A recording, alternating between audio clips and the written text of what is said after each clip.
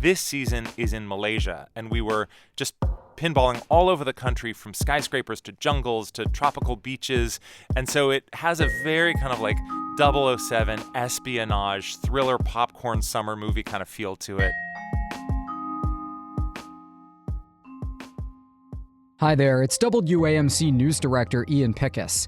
And on this episode of the WAMC News Podcast, we speak with NPR's Ari Shapiro about The Mole. The last time we spoke with All Things Considered host Ari Shapiro, he was looking back on his long reporting career for NPR and his detours into cabaret performance and Pink Martini. Well, now he's embarking on a new chapter on Netflix. I'm Ari Shapiro. I've reported from war zones and filed stories from Air Force One. But this is an assignment I've wanted for years. The Mole is back. Shapiro is the new host of The Mole, a rebooted reality competition. And Ari Shapiro joins us now. Welcome back. Hi, Ian. It is so funny to hear that clip because I feel like I'm really accustomed to hearing myself on the radio, but TV still makes me really nervous. And hearing it reminds me of just how out of my depth I felt when I was doing that. So given that, what made you want to do this? It's true what I said in that clip. I really have honestly been a fan of the show since its earliest days. It's always been hosted by a journalist, originally Anderson Cooper when the show was on ABC, and then when Netflix rebooted it for the first season, Alex Wagner from MSNBC was the host. And I'm not like a huge reality TV junkie, but I've just always loved this show.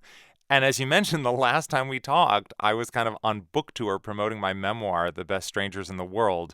And after that book did relatively well, my agents were like, well, what else do you want to do? And I said, God, I'd love to host a show like The Mole. And they said, well, actually, The Mole's looking for a new host. And I was like, what? And the next thing I knew, I was flying to Malaysia to make this lifelong dream come true. Wow. So for people who haven't seen it in a while, how does the game actually work? It's fairly complicated for reality TV. Yeah, basically there are 12 players who work as a team to add money to the pot that one of them will win at the end. One of the 12 is secretly working to sabotage the team, and that person is the mole. And every episode, all the players take a 20-question quiz, who is the mole? And so they have to find out as much as they can about each other. It's very espionage and intrigue. The person who gets the most questions wrong on each quiz gets immediately eliminated.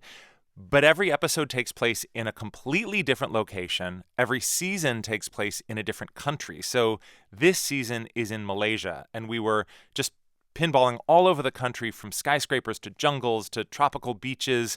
And so it has a very kind of like 007 espionage, thriller, popcorn summer movie kind of feel to it, which is what I've always loved about the show. It feels smart and tricky and sophisticated and campy and fun.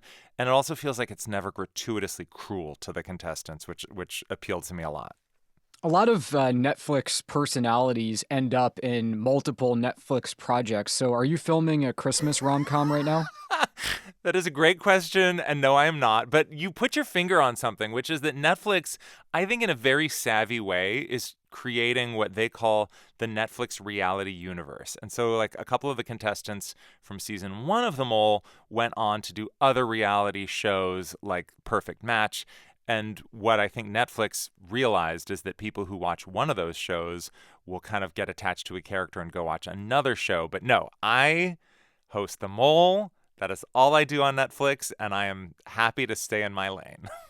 How do the producers figure out who would make a good mole, given that so much of it rests on that person's shoulders? So much rests on that person's shoulders, and it is a huge psychological burden because you got to lie to everybody around you for 6 weeks straight.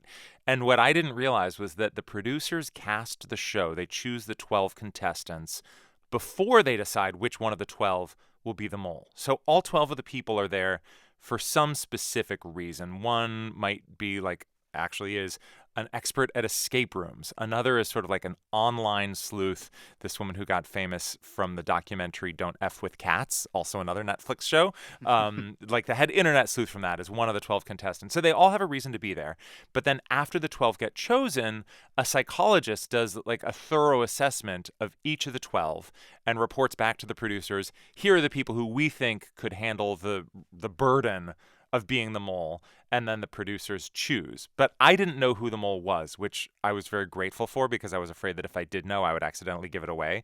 And it also made it fun for me to try to figure it out as the game went along. Did you get it right? No. I mean, eventually, by the end, I had figured it out. But there are moments where you'll see an elimination where there's a look of shock on my face because I was sure that the person who just got eliminated was actually the mole. You know, I think a lot of us in radio, and you alluded to this a moment ago, kind of enjoy the fact that we don't have to put makeup on to do a lot of this work. What was adjusting to doing TV like for you? I don't know if you know this about Malaysia in July and August, but it is hot and it is something humid. that one of the contestants says at the very beginning of the series. Like, I'm not used to this humidity. It is so hot.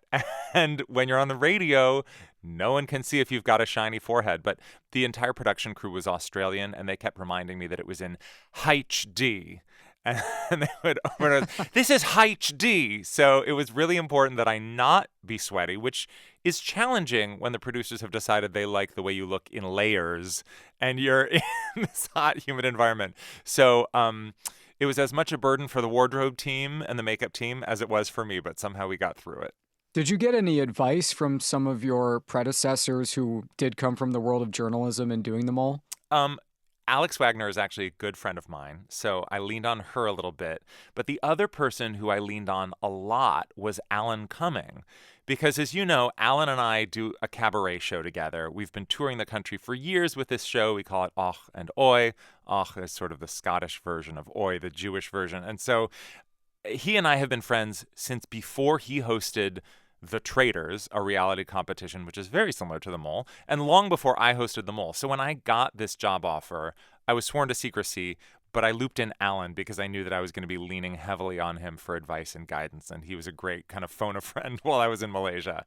The other person who I leaned on specifically on the issue of sweating, I have a friend who is a costume designer for the HBO show We're Here, which sends drag queens to small towns to do makeovers. So when I got the job hosting The Mole, I immediately DM'd my friend Diego, and I was like, Diego, I know those queens are out in that Texas heat in those small towns in full face, and their look stays in place. What products do they use? So he gave me a list of things that he got from the makeup team on We're Here that all the drag queens use. So I showed up in Malaysia with a suitcase full of products called like Preserve the Serve.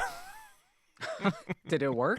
The makeup artist was quick to remind me that because this is HD, we were not going to be using those products. Let me ask you one serious question while we have you. I know NPR has got a bit of a bullseye on it lately after that Yuri Berliner essay, and I know our listeners, who are also, of course, NPR listeners, are wondering about the future of NPR. What do you think they should know about the state of the news operation right now? I think others have done a better job than I can do right here of going point by point through that public letter and showing the kind of flaws and inaccuracies in it. So I won't do that now, but I will just say that the team that I work with, which extends to the reporters we have all over the country and all over the world, and also the folks at local member stations like you who are covering communities that in many cases have a real dearth of serious journalists reporting the news in those communities, we're as focused as we've ever been on covering this democracy, covering the world, covering science and business and politics and arts and sports and all of the other things that make up the fabric of our lives that are what people turn to public radio for. And so we're not distracted. We're doing our work. If you tune into All Things Considered this afternoon, you will hear a 2-hour program that is as rich and nuanced and hopefully valuable and entertaining as the programming that NPR listeners have always turned to us for.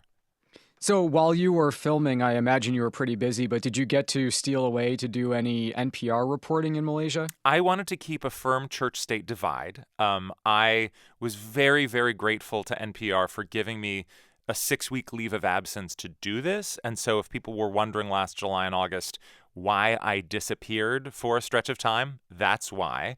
And frankly, we were just so busy in Malaysia that any moment of downtime I had, I was really excited to get out and explore and see the country and was not trying to practice journalism while I was there, in part because I was not there on a journalist visa, and I didn't want to get in trouble with the country for practicing journalism without a license.